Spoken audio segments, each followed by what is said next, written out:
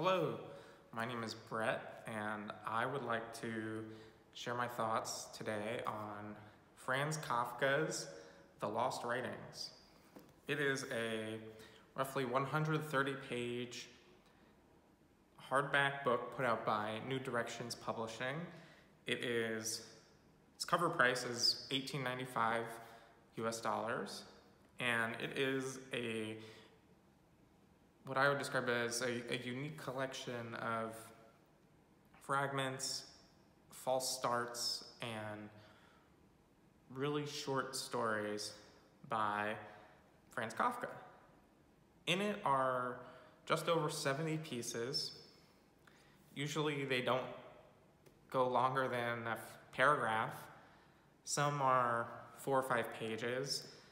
A lot of them end mid-sentence, mid-story, mid-thought with ellipses to show that it's just a work that Kafka never finished. And I think that I could see two different mindsets when reading The Lost Writings.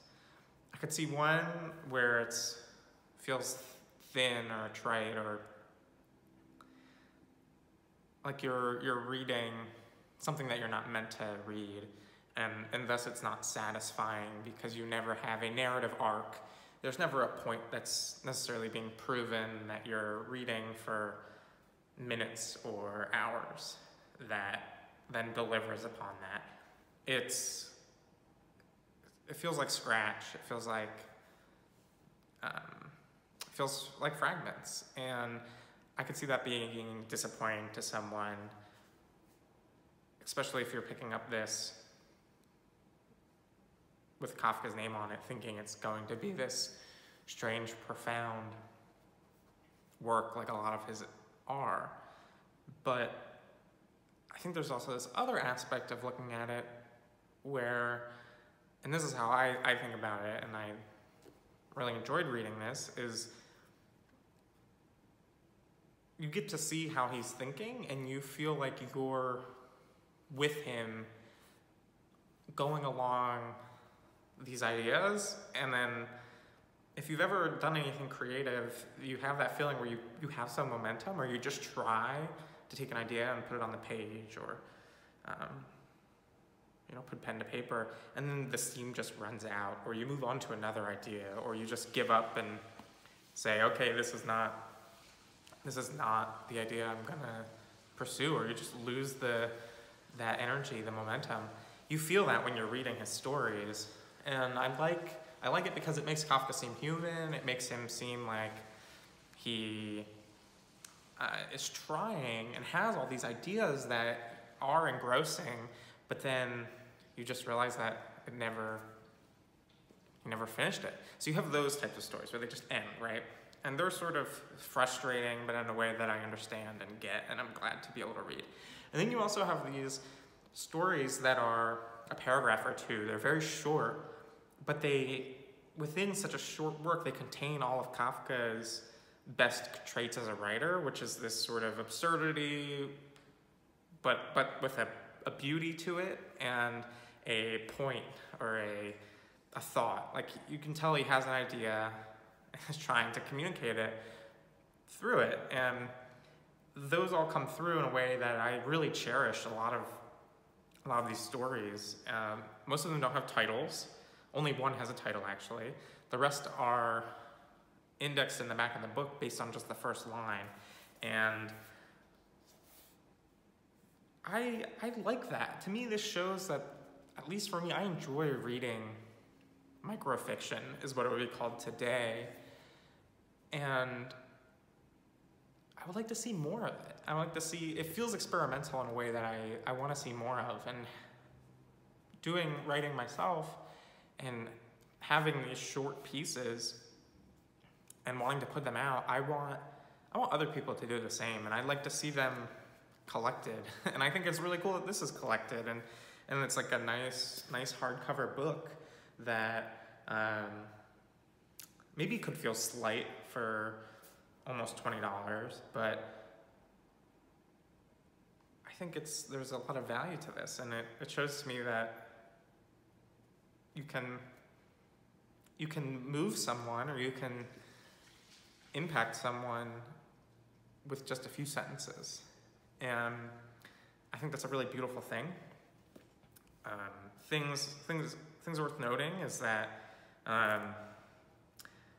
the translation is by a poet named Michael Hoffman. Very clear translation. I've read some older Kafka translations that I had trouble following, and the language wasn't very modern. This language feels very modern. I can't speak to the authenticity of it, but it sure feels like Kafka while also being readable in English. Michael Hoffman's, don't know him from other translations, but I think this is really impressive showing in the Lost Writings, and the pieces are selected by Reiner Stock, and they really flow. I think the 74 pieces in here are nicely selected and flow together nicely, and some mirror off each other, which I think is super cool. So, what I want to do is, to wrap this up, is just read a couple of my favorites, particularly the shorter ones, just to give you a flavor of what to expect if you're interested in this. So, on page 3 is the first story I'll read. It's the first story in the book. It starts and goes, I lay on the ground at the foot of a wall, writhing in agony, trying to burrow down into the damp earth. The hunter stood next to me, pressing his foot gently down on my back. A capital specimen, he said to the driver, already cutting through my jacket and collar to feel me. The dogs, bored with me already and avid for new tasks, were running mindlessly against the wall. The coach arrived, and with hands and legs bound, I was tossed next to the gentleman on the back seat, with my head and arms dangling out of the window. The drive was brisk. Athirst, with open mouth, I breathed in clouds of dust, and every so often I felt the gentleman greedily pinching my calves.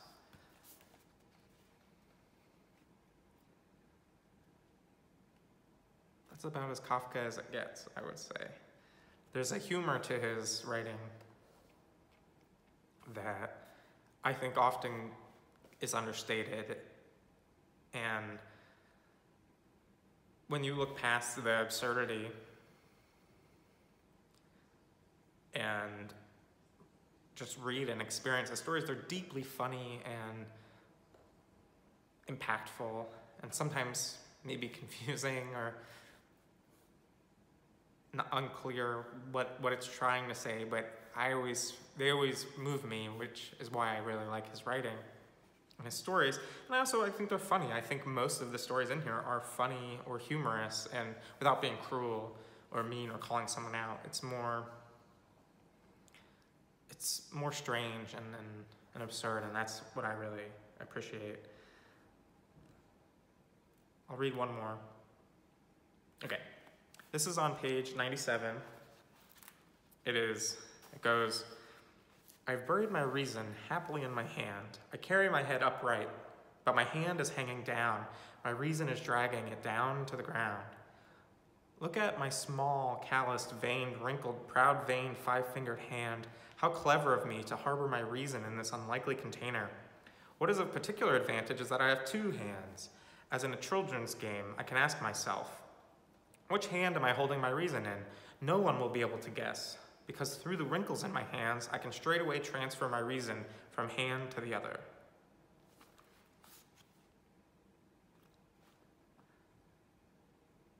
I think those pretty much encapsulate what's in here. I really like this collection. I think it's unique. I've never really seen a book put out like this, but I'd like to see more. And I would say probably don't start with this if you're interested in reading Kafka. I would start with reading some of his stories.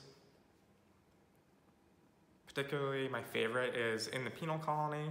I think that story is hilarious and strange and like fetishistic in a way that really resonated with me. The Hunger Artist, also very good, shorter and just proves its point again and again, and I like that about it in a way that is also funny and absurd.